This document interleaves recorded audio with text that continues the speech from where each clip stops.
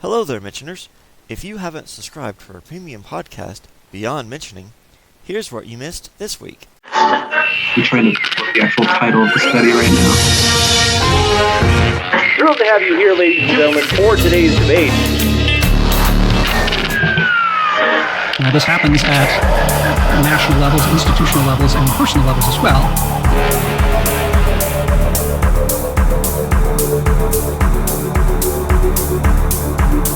They said that they found the lack of religion tended to come before economic growth over the course of the 20th century. And they found that wealthy nations have substantially higher levels of life satisfaction.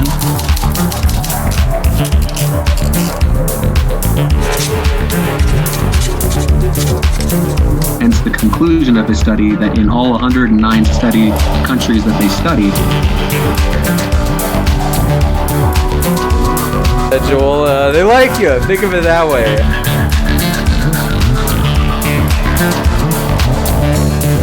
Hello, and welcome to Beyond Mentioning. On today's show, you'll hear the audio of a debate between Joel Furches and Britlandt Abney on the subject of wealth and religion. For the purposes of this debate, Joel is not arguing as an apologist, but rather as a social scientist, but the subject is of interest to apologetics all the same.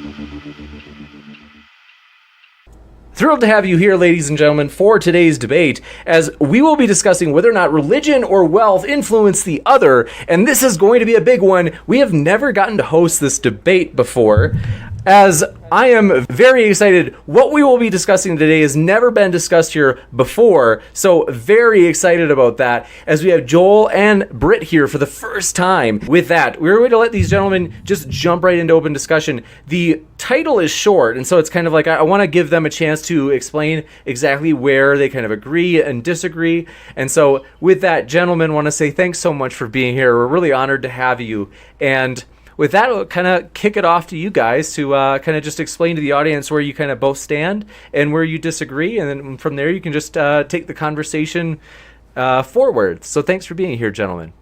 You're welcome. Thank you. All right, so the basic disagreement here is that I observed and researched that you have this phenomena wherein there's an inverse correlation between wealth and religion.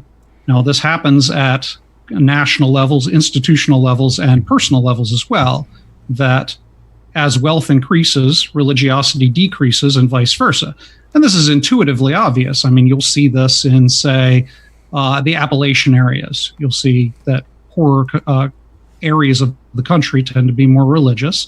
And this is the same that's true in poorer countries.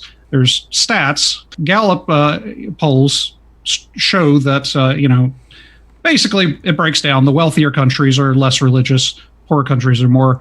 U.S. is the only outstanding statistic in that area. So you have that. And then part of that is apparently that religion provides certain more mental benefits and emotional benefits and community benefits that aren't available elsewhere in poorer areas. Religion also offers institutional benefits. In poorer countries, it's the church, it's the religion of the area that offers things like education and healthcare and community.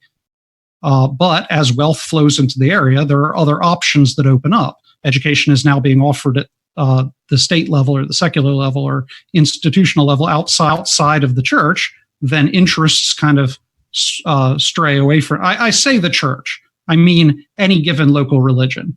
I'm not here to argue a particular religion. In fact, I'm not here to argue the virtues of religion at all. I'm just here to argue the social science behind this.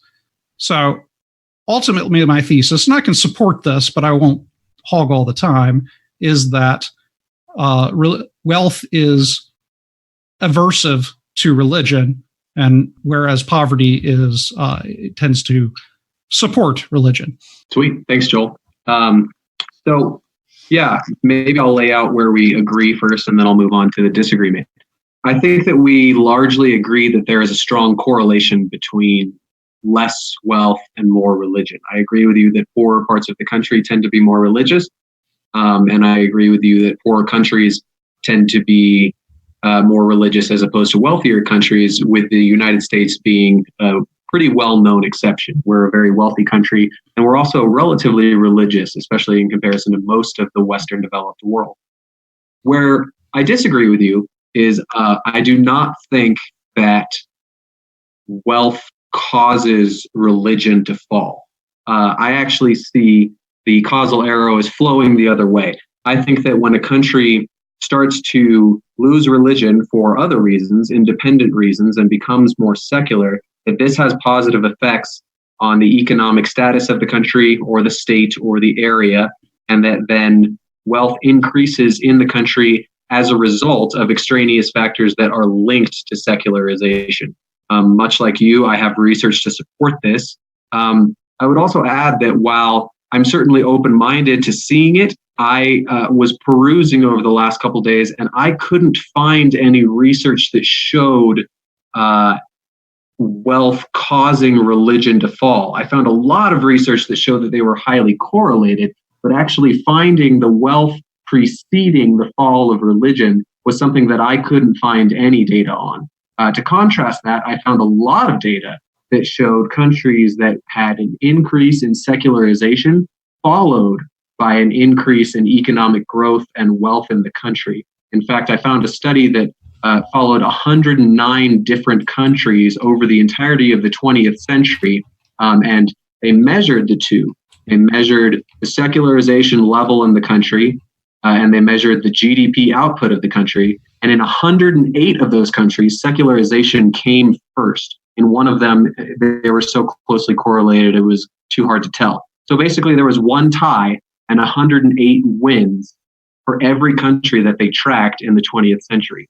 In addition to that, there are common sense examples. What was the name of that study? Yeah, sure. Let me just find that right here.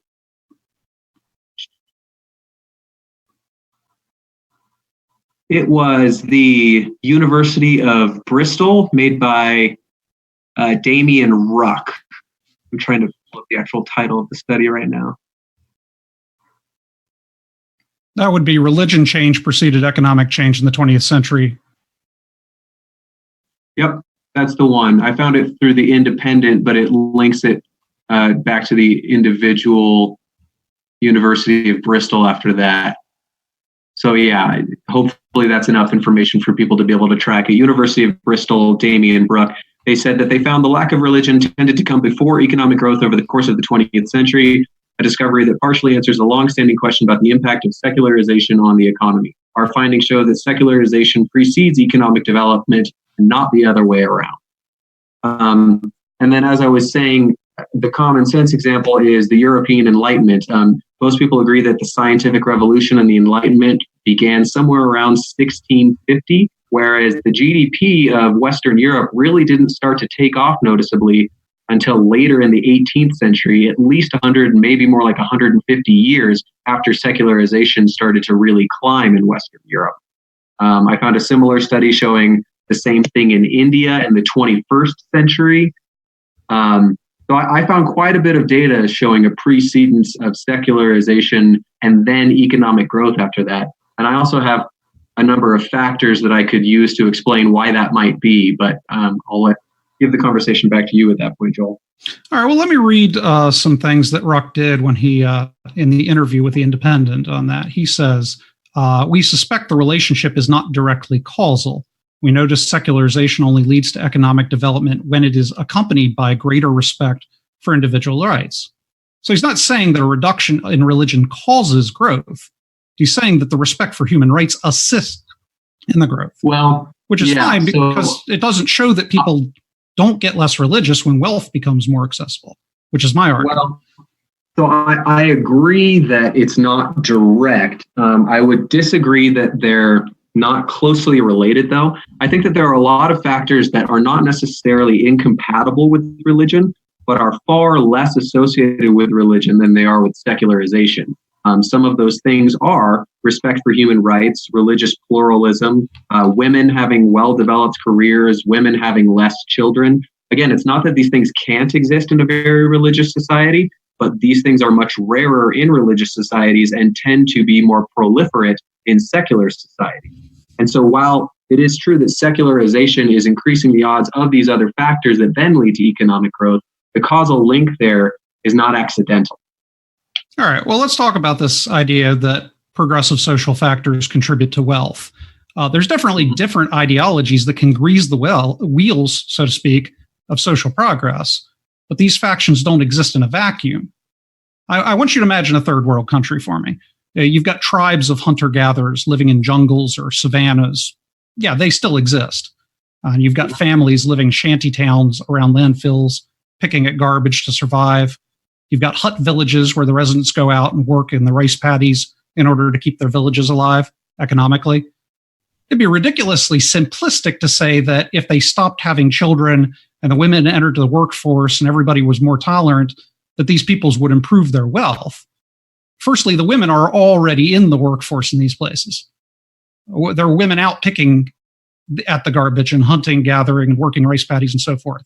Secondly, with the enormous mortality rate, having children and families is the only thing that keeps these people groups alive. Intolerance might play into it somewhat, insofar as it might reduce cooperation that would help them stay alive. But perhaps it might make them less inclined to accept outside health, which would be important. But when it comes down to it, the kind of progressiveness being advocated is only possible in an economy that gives you the luxury to do things besides struggle and stay alive, which indicates that an economic structure for improvement is already there. Sure. First, let me say that I don't necessarily disagree with what you just said. It could be the case that secularization only leads to increases in wealth from a certain point on the economic spectrum to another point. In other words, maybe you have to start at point C and then you can continue to progress to point Z, that you can't actually start from point A. That very well may be true for some of the reasons that you pointed out. I don't know that much challenges my hypothesis, is perhaps just puts a little asterisk next to it that says secularization will only aid with wealth if you're already at a certain point.